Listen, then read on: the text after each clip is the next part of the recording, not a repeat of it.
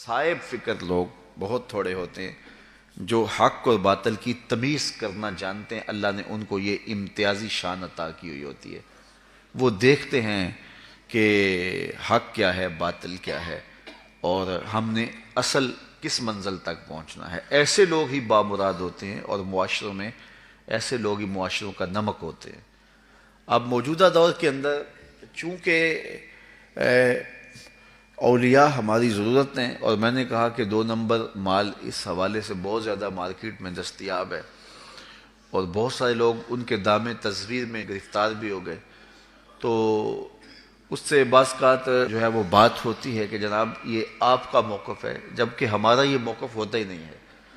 لیکن چونکہ ممبر و محراب کے اوپر جو ہم لوگ بیٹھے ہیں بعض کا تقاضے اور ہوتے ہیں اور ہم کسی اور عنوان سے لوگوں کو کچھ بتا رہے ہوتے ہیں تو لوگ ممبر و محراب سے بھی وہ چیز حاصل نہیں کر پاتے جو کہ یہاں سے حاصل ہونی چاہیے تھی.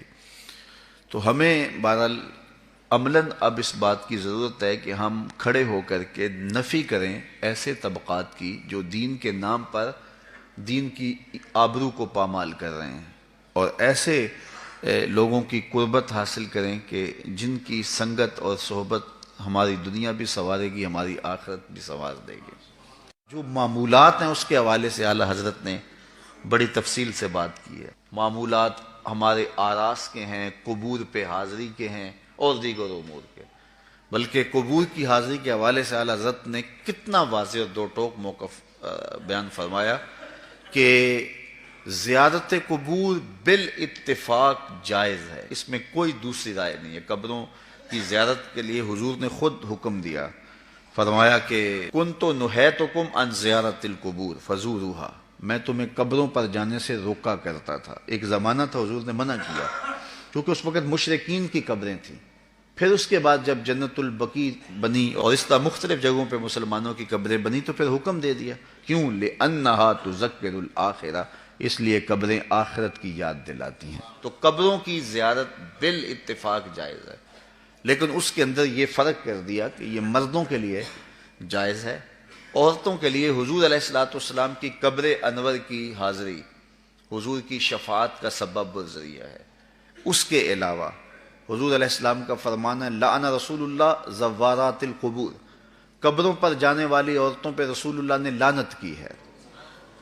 اور اس پر علماء نے لکھا ہے کہ جو فزوروہا کی اجازت ہے, کیا اس میں عورتیں شامل ہیں یا نہیں شامل ہیں؟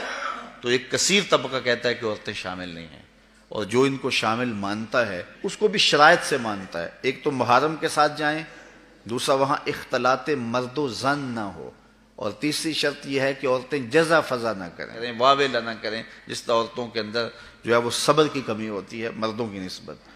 تو اگر ان شرائط کو پورا کیا جاتا ہے تو پھر جو ہے وہ مخصوص جگہوں پہ عورتوں کا چلے جانا قبروں میں جائز ہوگا. اس طرح والد کی قبر پہ جا رہی ہیں, والدہ کی قبر پہ جا رہی ہیں, لیکن ان شرائط کے ساتھ.